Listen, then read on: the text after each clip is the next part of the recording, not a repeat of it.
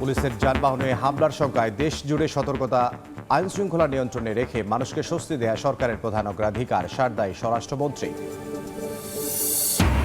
24-এর এই দিনে সারা দেশে ছড়িয়ে পড়ে দ্রোহের আগুন। শহীদ মিনারে লাখো মানুষের জমায়েত অভ্যুত্থানে আনে নতুন মাত্রা, দাবি ওঠে সরকার পতনের। 2 সপ্তাহ হতে চললেও রাজধানীতে কাটছে না গ্যাসের সংকট। দীর্ঘ অপেক্ষায় মিলছে না পর্যাপ্ত সিএনজি। ফেনীতে রাত থেকে বাসা বাড়ি ও ফিলিং স্টেশনে বন্ধ সরবরাহ। সরকারি 99টি অক্সিজেন প্ল্যান্টের বেশিরভাগই অচল, অযত্ন অবহেলায় বন্ধ উৎপাদন। কাজে আসছে না 241 কোটি টাকার প্রকল্প। বেসরকারি কোম্পানি থেকে কিনছে হাসপাতাল। এবং ইরানে সামরিক হামলার পরিকল্পনায় স্থগিত করলেন ট্রাম্প। সম্ভাব্য সমঝোতায় অগ্রগতির দাবি, যে কোনো আগ্রাসনের কঠোর জবাবের হুঁশিয়ারি তেহরানের।